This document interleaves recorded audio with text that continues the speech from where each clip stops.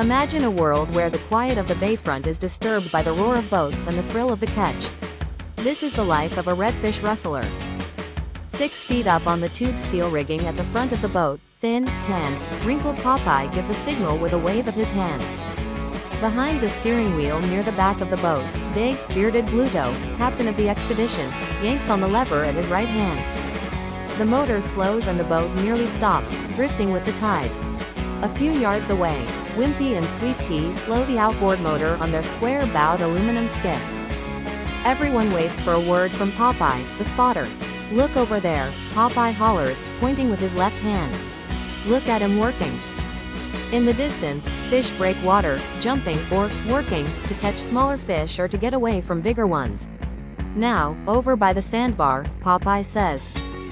Bluto's eyes follow, and he doesn't have to be told what to see. There are slicks of fine oil on the surface of the water, indicating speckled sea trout below. Bluto is a redfish rustler. What he does is not scandalous in his, or any other, Texas fishing village. Commercial fishermen in Texas have by and large turned outlaw. Netting is illegal over most of the coast, and since 1981 the sale of native redfish and speckled trout has been prohibited across the state. Traditionally, trout and redfish have provided from 40 to 60% of a fishing crew's income, and the ban hasn't changed that. For the past 2 years, the bootlegging of fish has been routine on our coast. "Why don't you send Wimpy out with the net and let P run him around from the other side?" Popeye shouts.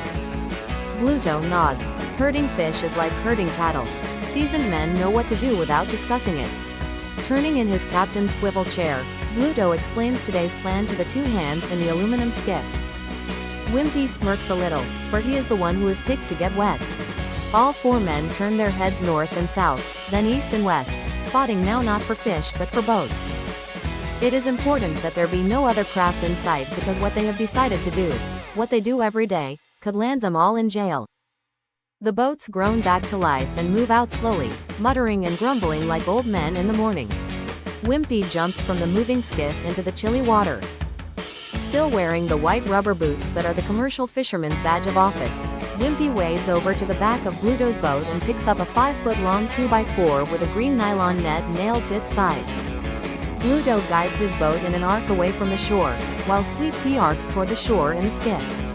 "Beat on the boat, make some noise," Bluto bellows over the motors. Sweet Pea takes a pull from inside his skiff and with one hand knocks it rhythmically on the boat's frame.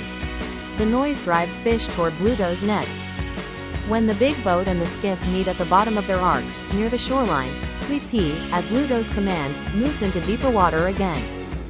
He speeds to the spot where Wimpy is standing, then doubles back, beating on the skiff's frame all the while. Bluto and Popeye, in the meantime, are moving away from the shoreline, still dropping the net behind them. When they reach Wimpy, Popeye hands him the other end of the net, also secured to a 2x4 stake. "Now take this end and start walking down that way," Bluto tells him, pointing toward the shore. Wimpy starts wading, carrying the 2x4 with him. He is closing, or screwing down, the circumference of the net. The net's circle grows smaller, and when it is about 25 yards across, fish start splashing inside. They try to jump the net, and a few succeed. Bluto and Popeye eye one another with broad smiles. "I think we've got a few," Popeye nearly whoops.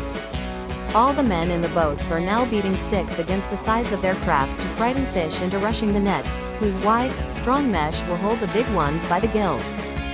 The net is heavy and already weighted with trapped fish.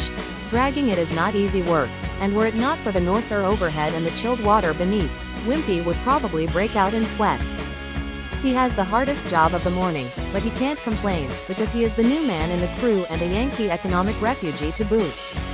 Of the 4 men on the water, only Popeye is the son of a fisherman. The others are converts to the trade. Commercial fishing has given all of them a slim but sufficient income. Bluto anchors his boat, and Popeye jumps into the water. In a few steps he comes to the edge of the net and, bending it down like a rancher does a barbed wire fence, steps into the enclosure. He slaps the top of the water with his bare hands, trying to drive still-free fish to greater confusion. After a few seconds he looks up toward Bluto and with disappointment says, "I don't know, Blut. I ain't kicking fish like I thought I would be." I stand up in Bluto's boat, take my billfold from my jeans, and cast aside my jacket. Then I jump overboard, still wearing my rubber boots, like Popeye. Imitating him, I climb over the net and begin slapping the water from the top. Kick with your feet too, Popeye tells me. I kick but strike nothing. But there is. I feel like I'm standing in a corral for fish. I can see them swimming by 6 inches or so beneath the surface, and every few seconds I feel one brush by my hip or slither past my rib cage.